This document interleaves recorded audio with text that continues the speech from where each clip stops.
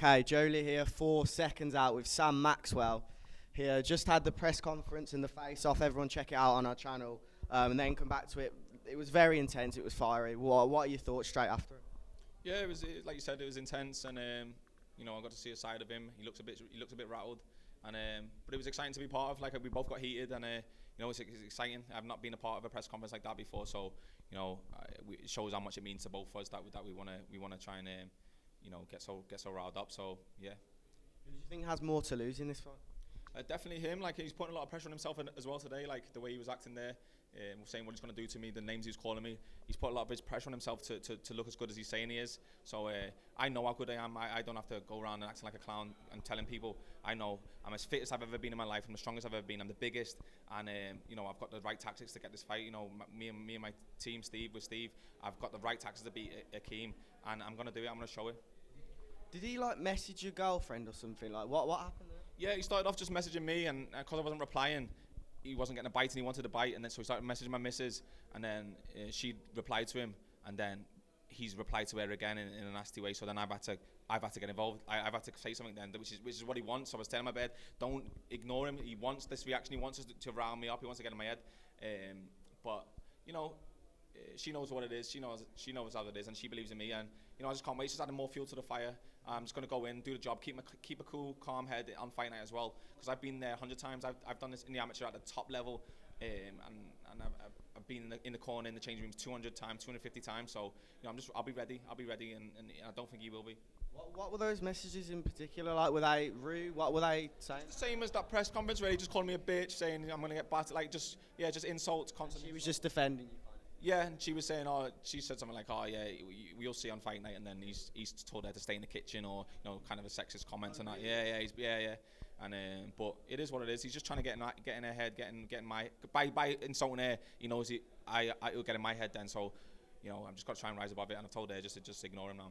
And one thing I picked up on is you said you've got a better resume. Obviously, in the press conference, Joe Hughes is probably the best fighter you've fought. Who do you think's the best fighter he's fought? And obviously, you've got a tremendous amateur background as well. The best fighter he's fought, I think, it could be Glenn Foot, but the fight I've watched with Glenn Foot v Ridley, it wasn't the best Glenn Foot. He must have underestimated him, and he's gone in there just trying to rough him up, and it didn't work. Akeem spoiled him. But so I'd say maybe Chris Jenkins is a good win as well on his record. But I think Joe Hughes beats them all. I think Joe Hughes is better than them all of them, and I've said that to him, and he knows that. Joe Hughes is a European level fighter. He's not British level. He's European level fighter. So I think that definitely I've got a better resume as a pro. Never mind all that I've done in the amateurs, 2-time ABA champ. Commonwealth bronze medal. I've been to all the tournaments, win gold medals at the Stranger, Felix Stam, every tournament in the amateur you can go to, I've been to and won gold. So, the resume, I've got the better resume. And talking of Akeem, obviously he's got one knockout, I believe. You've got 11. If there's going to be a knockout in this fight, who's it going to be? Yeah, definitely. I think it's me. Like, laid it on a plate. Yeah, I'm strongest and fittest I've ever been, and you'll have to kill me to stop me. But I believe I've got the power to knock him out, definitely. And I'm going to show it. I just want to show it. I don't want to talk about it. I just want to show it. Now that's done, how are you going to handle your emotions? I don't know if that was all kind of a big show, but were you affected by it at all? Is that mentally going to be a thing in the build-up? No, I guess it got me heated, got me a bit riled up, but it's just I've got can't wait to go to training in the morning now and put that extra little bit in, even though I'm training like a madman anyway. But yeah, it's just give me a bit of fuel for the training, and all the hard work's nearly done. I've got one more hard week left. We've got 2 weeks to fight, so anything he says now is not going to change any outcome. So yeah. And obviously the fight was meant to happen earlier on this year. It didn't happen. Does that excite you a little bit more, the fact that you've been so close and now it's 2 weeks away and it's looking closer than ever? Yeah, it looks like he's going to turn up this time. But I think it was a blessing in disguise, the first fight, because I was only been with Steve for 4 weeks then. And now I've had 8 months with him, and I've had a fight as well. So and he knows me inside out. I've worked on his tactics. I'm getting them spot on now. Finally in camp, everything's peaking at the right time. So it's a blessing in disguise. But I'm excited that the fight's going to happen. Talk to me about that new kind of camp that you're with, because last time we spoke was a while back. I think it was after the Joe Hughes win. I know you're with like Zach Miller and other people down at the new gym. What was the idea behind moving gyms, and what's the new gym like?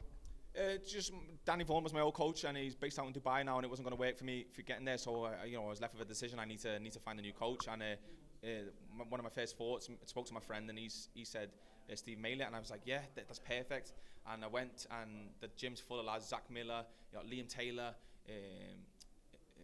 Jack Rafferty, tough lads, brilliant, work hard, and they're going to a high level themselves, so it's good to be around. And Terry Flanagan's in there, I've done sparring with him, getting just advice off him. I couldn't ask for any better. I'm in a good place. And talking of your career so far, you've had some big fights, but do you feel almost as if this is the breakthrough? Obviously, there's a bit of popularity. I don't know. There's a lot of animosity going into it, so more eyes are going to be on it. Do you feel like this could be kind of your breakthrough fight, and there's a lot to gain from winning? Yeah, whoever I was fighting for, it's for the British title. Like, it's a dream I've had. And it's my gold medal. It's my everything. So this is what whole career has been leading to this moment, and I'm going to seize it. Perfect way to end it, man. I really appreciate your time, and best luck.